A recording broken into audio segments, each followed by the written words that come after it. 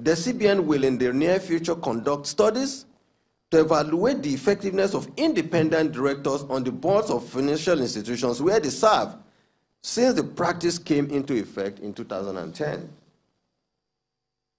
Without prejudice to the outcome of this program, it is my conviction that the next level of corporate governance practiced by financial institutions in Nigeria should be geared towards collaborative thinking for joint action. This is because the commitment to excellence in corporate governance matters is a shared responsibility. Regulators and operators must always bear in mind that the credibility, resilience, soundness, and efficiency of the financial industry rests squarely on good corporate governance regime. Godwin Emefiele, the governor at the central bank. Now, the man in charge of the financial system stability at the central bank is Dr. Joseph Nana. Nana lends his voice to the central bank chief riot act you just heard to bankers, but he also speaks on minimizing insider abuse in the banking sector and asking investors to get more transparent. Let's listen to Dr. Nana. Sufficient empirical evidence suggests a strong correlation between weak corporate governance and rising level of non-performing loans in our banks. A study by Stefan in 2003 shows clearly that banking crises often have their roots in poor bank operations, poor lending practices, excessive risk-taking, poor governance, and lack of internal controls.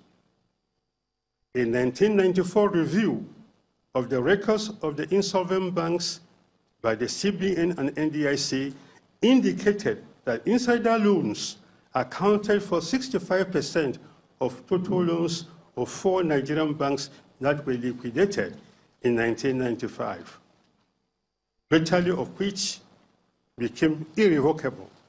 Cases of systemic rollover of maturing fixed deposits, accruing interest income, and delinquent facilities and gross undercapitalizations also abound. These are all symptoms of weak capital and corporate governance oversight.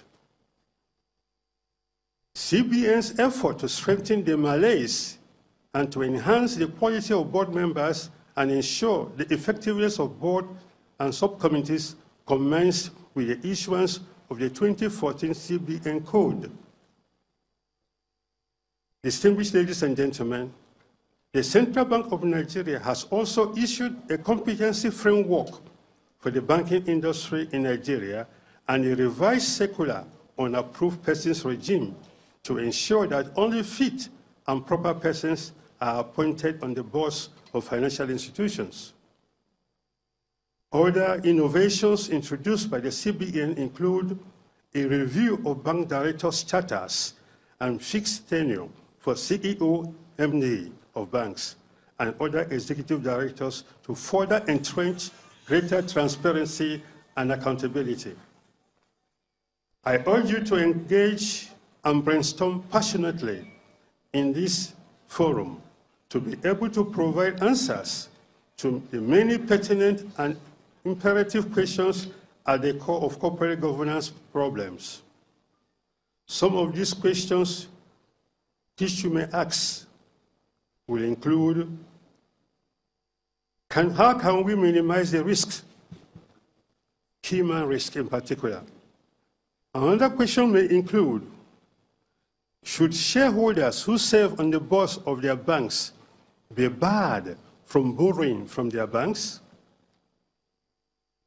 Or should they be restricted to an amount not greater than the level of their investments?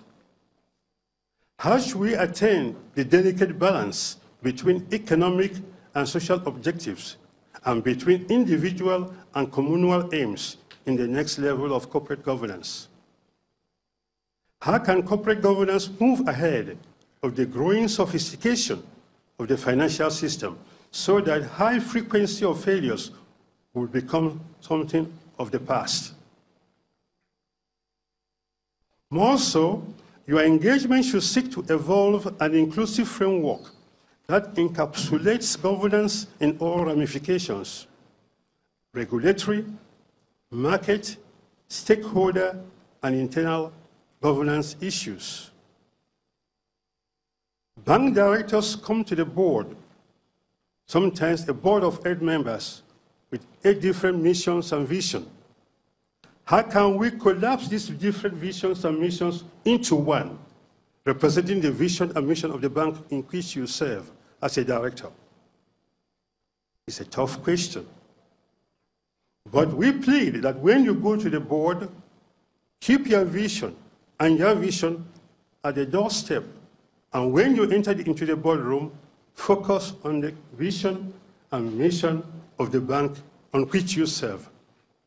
That way, the sins of our forefathers will not continue to visit on us. Dr. Joseph Nana, Central Bank of Nigeria's Deputy Governor, Deputy Director, Deputy Governor, yes, correct, in charge of financial sector stability, and quite a lot there to digest. When Business Morning returns, we head back to the marketplace.